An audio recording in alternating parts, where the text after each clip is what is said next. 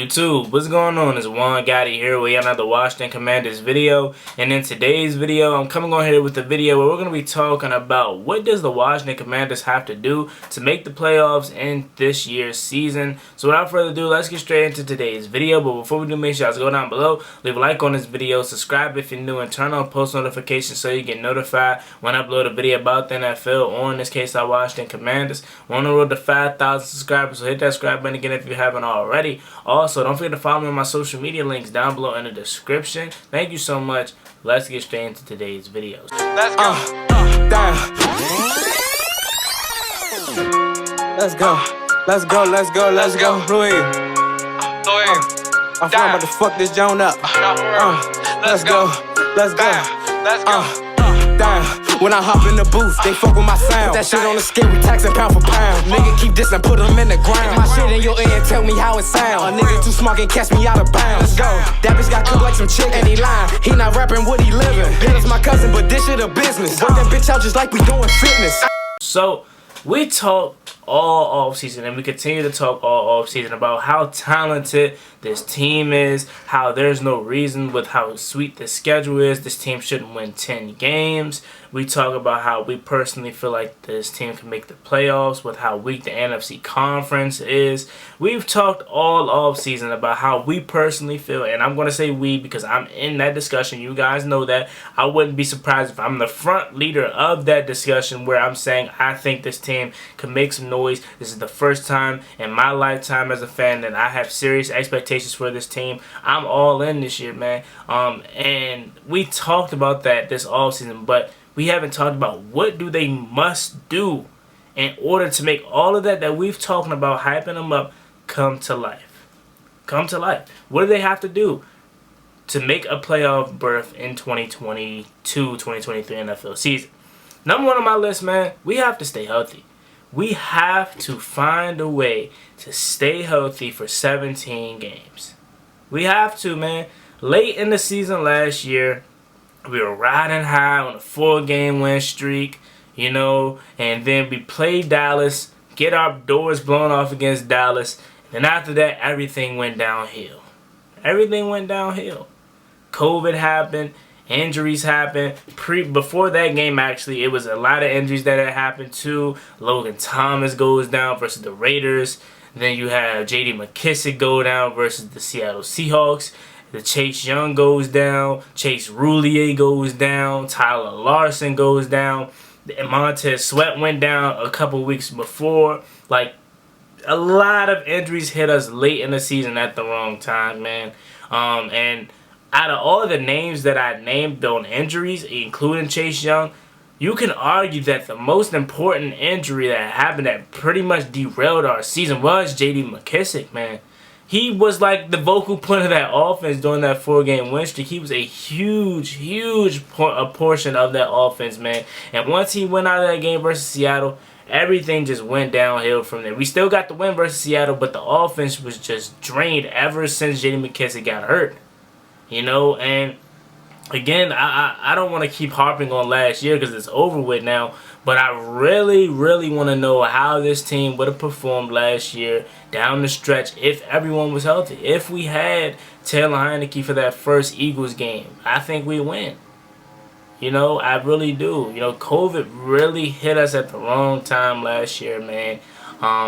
But more of the story, if we could just find a way to stay healthy for 17 games, I think this team could really find a way to get into the playoffs, man. And I'm not talking about sneaking into the playoffs. I'm talking about legitly earning themselves a playoff berth, man. And again, there are mixed feelings about this year's bye week. But me personally, I like where the bye week is because I like, before we make this late playoff push, let's get recharged, man. But I do understand why a lot of people don't like it also because they feel like it's too late into the season. Me personally, I'm fine where it's at. So number one, we got to find a way to stay healthy for 17 games if we want to stay competent in the NFC East and the NFC Conference as a whole, man. So stay healthy, Washington Commanders. I'm praying for it, man. And if we can do that, we can make some serious noise. Number two on my list, man, this defense is going to have to show up this year. There is no excuse. I'm not just talking about the players. I'm talking about Jack Del Rio. Jack Del Rio, you're going to have to step up this year because if you don't, man, a lot of fans are going to be coming after your head, man. This is a huge, huge year for Jack Del Rio. This is a huge, huge year for Chase Young, Montez Sweat, Deron Payne, everybody, bro. This defense is going to have to show up, man. Because we think we know what we're getting from the offense or what we could expect from the offense.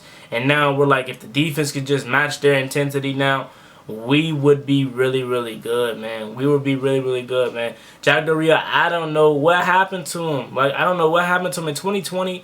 He was really solid. He wasn't the greatest in 2020, but he was really, really good in 2020. And then in 2021, I don't know what happened to him. It just felt like he got less aggressive.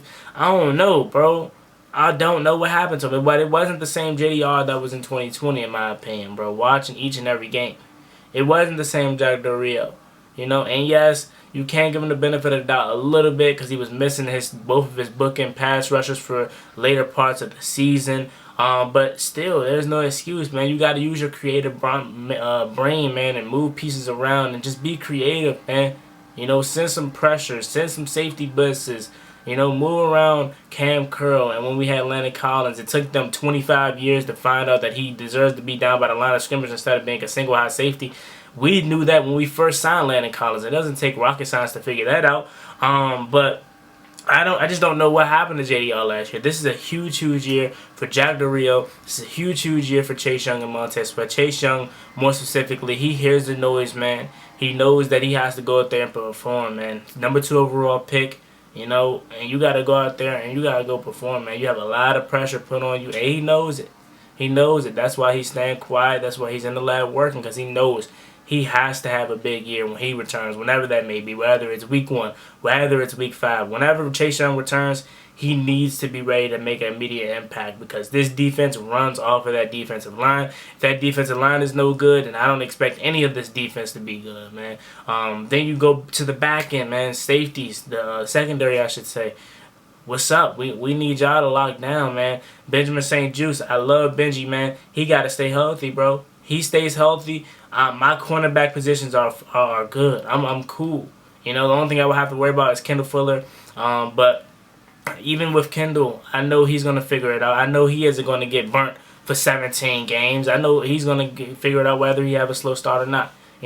So I just need this defense to show up. And if they could show up, man, and match the offense's intensity, this team could be really good, man. I am telling you that this team could be really, really good and make a playoff push. Number 3 on my list of Washington Commanders must do, if they want to make a playoff push this year, gotta take advantage of this schedule.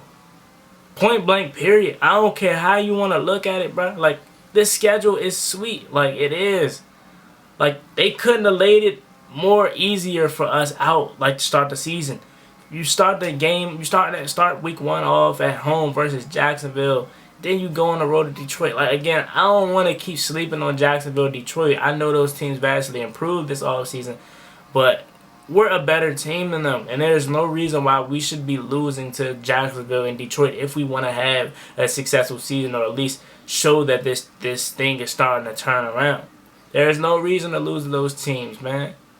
And then you go to Philly, who is going to be a good game. Then you got Dallas. You still got New York twice. You had the Browns that may be Jacoby Brissett led. You got the Texans with Davis Mills, who I really think is solid, but you're not afraid of Davis Mills or the Texans. You got the Titans, who Derrick Henry's a monster, but are you really afraid of the Titans? No, you're not at all, bro.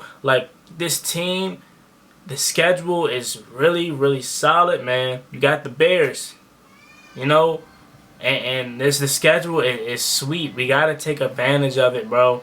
We have to. If we want to make this year a special year, we got to take advantage of teams that we know we can handle. There's no reason to be in a fist fight with the Bears. There's no reason to almost lose to the Bears. There's no reason to almost lose to the Falcons. Teams we know we should beat, show up and handle your business. Only games you need to be struggling with. Packers, division games. If that, those are the only games that I'm expecting. Okay, we may be in for a fight. But teams like the Lions, the Jaguars, the Bears, Falcons, the Texans, Come on, man. We got to take advantage of that if we want to make the playoffs. Now, if we want to continue to be a 7-9, 7-10 team, 8-9 team, 9-8, if we want to continue to be lingering around mediocrity and average, go ahead and play with the Falcons. Go ahead and play with the Texans. You know, go ahead and play with your food, man. Then do that if you want to be mediocre. But if you want to actually show the fans, show us that it's changing in Washington, you want to take advantage of these teams, man. You're going to take advantage of this schedule. Number 4. We talked about how good this offense is on paper. We talked about how we think we have one of the best receiving trios in the league. This offense is going to have to show up too, but more importantly, Carson Wentz is going to have to show up. He's going to have to prove it. This is his last year. This is his last stance to show that he's the unquestioned starter. He's going to have to show up. And you know what? I think he's going to. I think he's going to. He feels more relaxed. He doesn't feel as pressured. He feels like he can just be himself. He doesn't have to live up to no expectations. He's actually somewhere where he's wanted. He didn't want it. He was not wanted in Indianapolis last year. Jim Irsay came on and said that. You know, Chris Ballard, the GM, may have wanted him, but the owner overrides everything. We know that. So he's here where he's wanted. So I feel like Wentz could get back to his old self. I really do. He has the most talent that he's ever had in his NFL career on his team. He has the best receiver that he's ever had on his team. This guy is surrounded by a lot of talent, man. He got a top 10 offensive line protecting him. And this year, he's going to have to show up and prove that he can still be Carson Wentz that we know and that we know destroyed us. Let me just put it that way. Okay? Excuse me. Carson Wentz is going to have to show up. Offense is going to have to show up. Simple as that. We're putting all this expectation and hype around them, and we're talking about how good they can be. Now it's time to show it. And last but not least, man, like I told you, we could do 20 different things when it comes to this team and what they must do if they want to make the playoffs. But typically when I do lists, I try to keep it between 5 and 10. And we're just going to go with 5 here. The last thing that I think the Washington Commanders must do if they want to make the playoffs this year is Scott Turner must take advantage of this talent. What do I mean by that? He must show his creativeness, man. He must be one of these young offensive minds that we're accustomed to seeing. Sean McVay, Kevin O'Connell, list goes on, man. All these young guys, man, that are showing what they can do with their creative minds. Scott Turner must do that. For the last 2 years, I've been giving Scott Turner the benefit of the doubt by saying he hasn't had a quarterback to show his full potential of offense. You know, that's what I've been saying. Now this year, you don't have that excuse from me no more. You have a competent NFL quarterback. You have all the talent you need. You have a healthy Curtis Samuel. You know, show me, Scott, what you can do with this offense. You know, show me what you can do. And at times, I see it. At times, I do understand. There were players open. There were assignments and plays that you drew up that got it open, that the defense, they couldn't cover. But what could happen? Taylor Heineke couldn't give him the ball. Dwayne Haskins was misfiring on targets. I understand that. This year, you don't have that no more. You have Carson Wentz. Okay? So, that's what I think we're going to have to do if we want to make the playoffs this year, man. So, let me know what you guys think about this video in the comment section down below. What do the Washington Commanders have to do if they want to make the playoffs in 2022? Let me know what you guys think about this video down below in the comment section. As always, it's me, boy, Wagati. Like, comment, subscribe. Hail to the Washington Commanders. On the road to 5,000 subscribers. Hit that subscribe button again if you haven't already. Also, don't forget to follow me on my Instagram, Twitter, and TikTok. Links are down below in the description. I'm out. Peace.